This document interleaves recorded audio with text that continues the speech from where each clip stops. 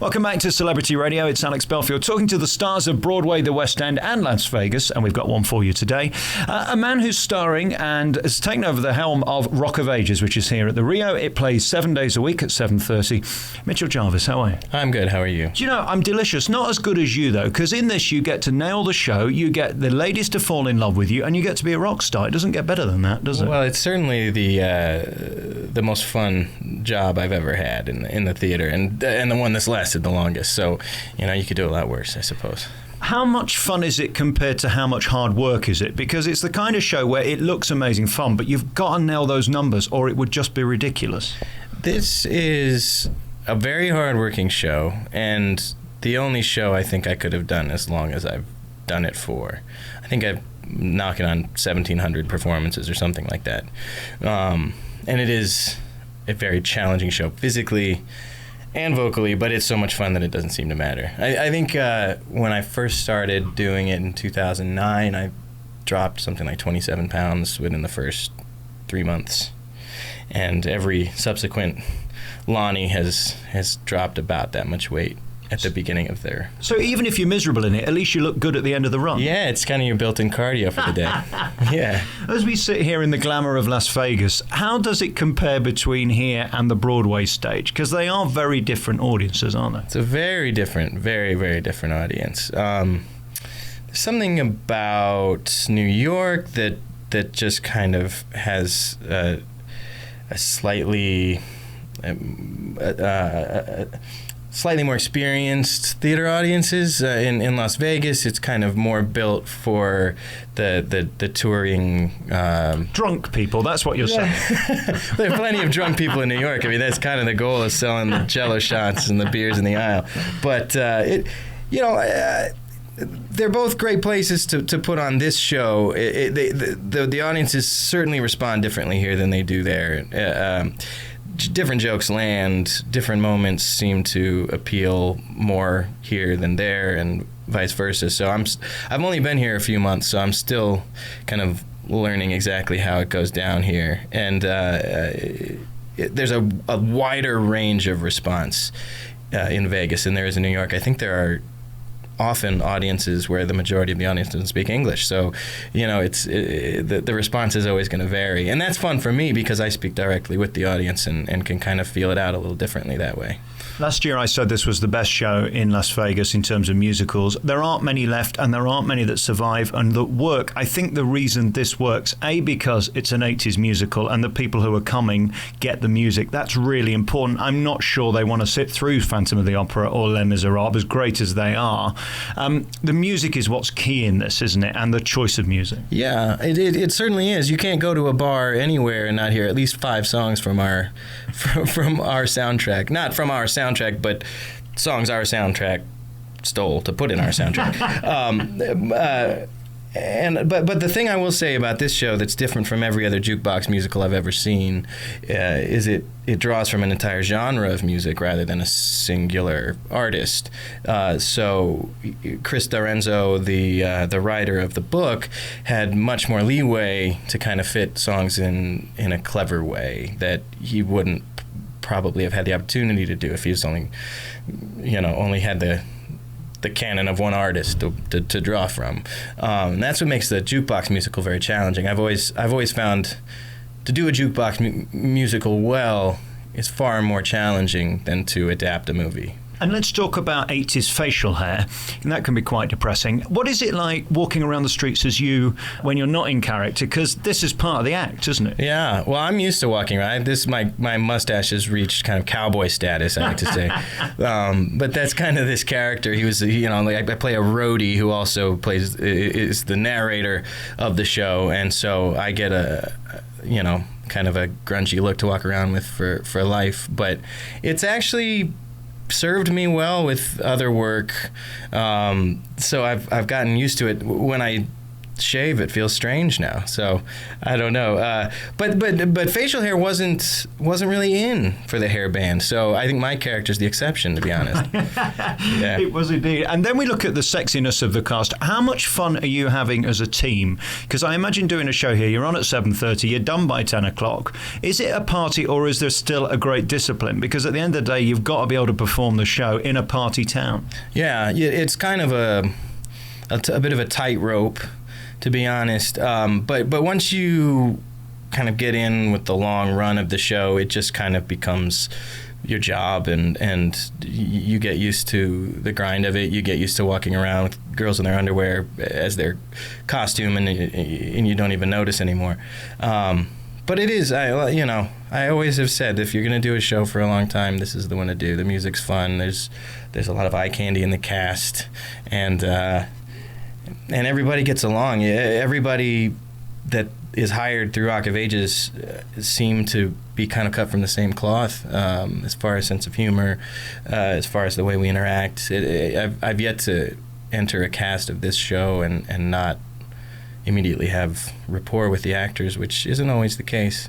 It seems to me, having done this job for a long time, that the funnier the show is and the more fun it appears, the more discipline you have to keep that on the rails, because in a sense, to bring that alive every night is a tough job, because you've heard the jokes before, and to make them funny isn't easy.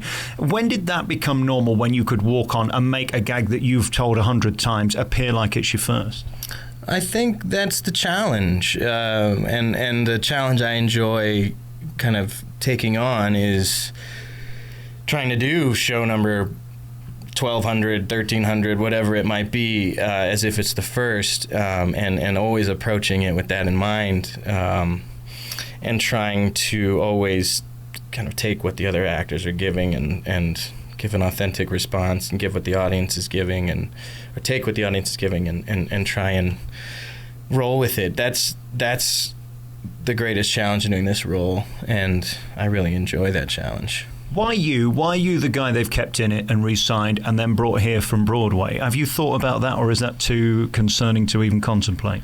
Well, my lack of ability to get other work. You're available. That's basically it, isn't it?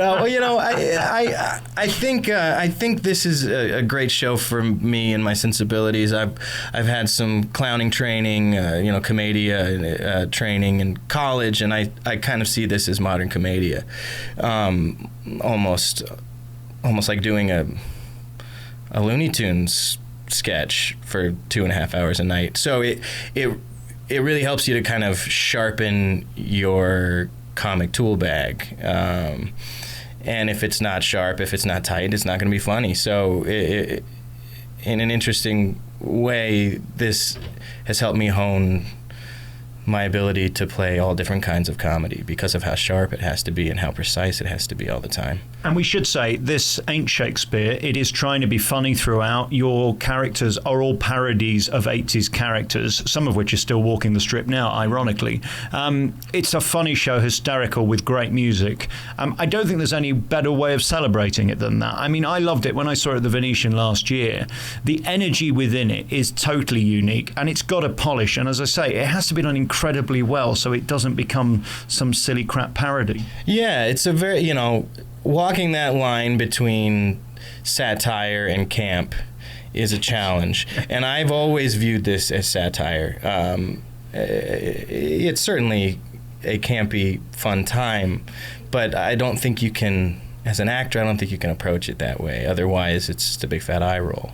So I think if you can find the humanity inside of the style, I think you're on the right path, and that's the challenge of putting this show on. I've seen it done, to both extremes, and it's really quite obvious when the mark is missed. And I kind of think that doing this style is, in many ways, a far greater challenge, or a different kind of challenge than doing a classical play. It's silly to say, but I think it's as challenging to do well. I didn't see you in opening night on Broadway, but I saw you shortly afterwards, and then seeing your name on the poster here and there and elsewhere in other shows. Does that ever become normal? Because that's every actor's dream, most of which end up working in a restaurant. They never get the gig. You're still at it. Does that ever become normal? Well, it's not lost on me the opportunity I've been given to kind of be a part of this thing from the beginning of the experience, when it was meant to be 3 months in a basement off Broadway, to 8 years later, kind of trying to recreate what I did in 2008 in a much older body, So it's not lost on me the opportunity that I've been given, and I take a great deal of pride in the fact that I've been with it all the way through. And so you should. You're excellent at it. Do you have aspiration to be a giraffe in The Lion King or anything? What's next? Well, I'm not. I mean, I'll take whatever work I can get for sure, but that's not my career goal.